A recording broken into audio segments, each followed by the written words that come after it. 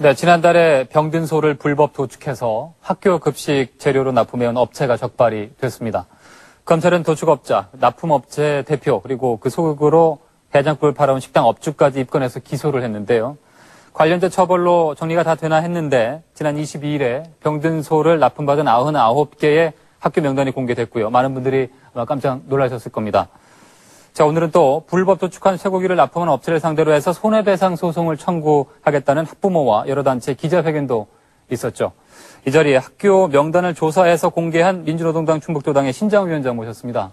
어서 오십시오. 네, 안녕하세요. 불법 도축한 병든소가 납품됐던 학교, 어느 학교입니까? 예, 검찰 발표에 기초한 보도로는 청주, 충주, 청원 지역 초, 중고등학교 99개 교였는데요. 도교육청에서 민주노동당 권영길 의원에게 제출한 자료에 근거하여 저희가 조사한 데 따르면 실제 105개 학교였습니다. 충주 지역에서는 1년 이상 납품받은 초등학교, 중학교도 있었다고 합니다. 예. 학교 명단 공개하고 나서 좀 홍역을 치르셨다고 들었습니다. 예, 파장이 좀 만만치 않았습니다.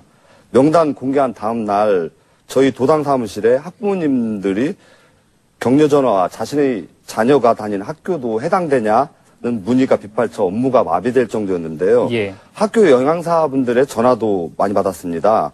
학교 급식실에 학부모님들이 확인 전화를 한다든지 비난 전화가 많으니 본인들 학교를 좀 명단 좀 내려달라는 말씀도 많이 들었습니다. 예, 여러 가지 파장을 아마 예측을 하셨을 텐데 그럼에도 불구하고 학교 명단을 공개하셨단 말이죠. 그 이유가 궁금합니다.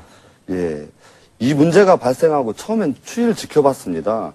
도교육청과 도청 차원의 대책이 나오는지.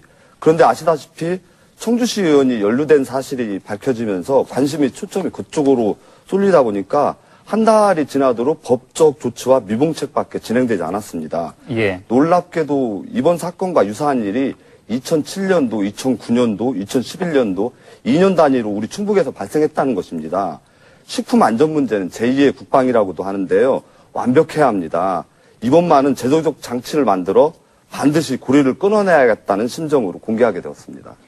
불법 도축이 이루어졌다는 얘기는 정상적인 유통 경로를 벗어났다는 얘기인데 어떻게 해서 학교 그 식자재로 들어왔는지 좀 이해가 안 되는 부분인데 그 과정을 좀 설명해 주시겠습니까? 예. 축산 농가가 병든 소, 주저앉는 소 등을 폐기 처분해야 하는데 덩치가 크다 보니까 처리 비용만도 약 20만 원 정도가 들어가는데요. 네. 이를 대신해서 중개업자들이 농장 다니며 저가로 소를 사서 도축업자에게 넘겨 야산에서 불법 도축이 이루어졌고요. 유통업자들을 통해 학교와 식당에 납품이 이루어지게 되었습니다. 또한 이 과정에서 허위 도축 검사 증명서를 만들어 납품하게 된 것입니다. 네. 병든 소라는 표현을 저희 계속 쓰고 있는데 구체적으로 어떤 병에 걸린 소고 그런 소의 그 양 어느 정도일까요? 추산이 가능한가요? 뭐 검찰 발표에 좀 기초할 수밖에 없는데요. 무엇보다도 폐렴에 걸려 항생제를 많이 먹었거나 해서 정상적인 등급을 받을 수 없는 정도로 심각한 상태의 소가 대부분이었다고 합니다. 약 그 4.1톤이 학교에 납품되었는데 이 양은 대략 9,000명분의 학생들이 먹을 정도의 분량이었고 모 유명 해장국 집에는 약 13만 명이 먹을 분량이었다고 합니다. 광우병 사태 때가 또 성행하기도 하는데 광우병 걸린 미국 소만 안 먹으면 될 줄 알았더니만 또 국내에서 또 불법 도축된 소가 버젓이 유통이 됐네요. 불법 도축한 쇠고기가 유통되는 그 근본적인 원인 어디에 있을까요?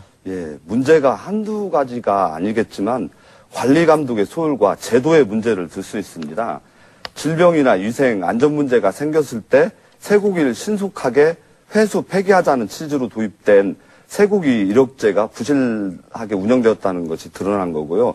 학교 급식 최저 입찰제로 인해 최저가 식재료가 입찰 경쟁을 통해 납품되다 보니까 다른 고기보다 무려 10% 정도 저렴한 저질 고기가 버젓이 납품되는 문제가 발생하는 게 현실입니다.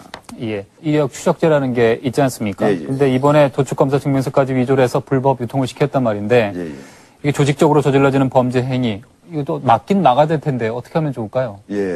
그래서 근본적 대책으로 몇 년 전부터 시민사회단체라든지 학부모 단체들에서 학교 급식 지원센터 운영이 필요하다고 주장들 하고 있는데요. 맞는 것 같습니다. 지역에서 계약 재배, 계약 축산된 믿을 수 있는 농축산물을 로컬 푸드를 우리 아이들 급식에 안전하게 사용하기 위해서는 반드시 친환경 급식지원센터가 필요하다고 보는 것이고요. 타 광역시도보다 앞선 급식지원센터가 친환경 농업 기반을 형성하게 되어 지역 농업 활성화에 큰 목을 할 것이라고 생각합니다. 예. 그 병든소 불법 도축 또 유통 사건 지켜보면서 여야 정치권 사실은 정쟁을 많이 보여줬거든요. 예, 예. 정치 공방을 많이 보여줬는데 정작 학부모들 어떤 반응일까요? 그것도 좀 궁금하고 생각보다 그렇게 뜨겁지는 않았다는 느낌도 들었고 예. 지역민들께 좀 드리고 싶은 말씀이 있으실 것 같습니다. 예. 순방망이 처벌로 그쳐서는 안 됩니다. 재발되지 않도록 강력한 처벌이 이루어지는 것은 기본이고요. 네. 학부모와 생협 등 단체가 진행되는 소송은 뭐 돈 몇 푼 받으려고 진행하는 소송이 아니라 안일한 도정과 그 도교육청의 행정에 경중을 울리기 위해서 깨어있는 학부모들이 발벗고 나선 것인데요. 네. 2008년 광우병 사태에서 보듯이 행정기관에서 정부기관에서 못한다면 도민과 학부모님들이 나서야 합니다. 식품안전 우리 손으로 만들어 나가야 합니다. 이런 차원에서 소송인단 모집에 우리 도민 여러분, 학부모님들의 적극적인 참여 부탁드립니다. 예, 부모님들은 해장국집에서 드셨고요. 아이들은 학교에서 병든소로 요리한 음식을 먹었습니다. 먹는 것 갖고 장난치고 폭리 취하는 범죄자들 반드시 좀 뿌리 뽑아야겠다는 생각을 갖게 되고요. 이번 기회에 제도의 허술한 틈을 메워서 이런 문제 두 번 다시 일어나지 않도록 해야겠습니다. 민주노동당 충북도당 신장호 위원장이었습니다. 말씀 고맙습니다. 네, 감사합니다. 네, 모두가 잘 사는 세상 얘기를 많이 하죠. 그러나 이번 주 충북 시사 매거진 창을 통해서 본 우리 지역의 모습은 잘 산다는 것의 의미가 무엇인지 다시 한번 또 생각을 해보게 하는 대목이 많았습니다.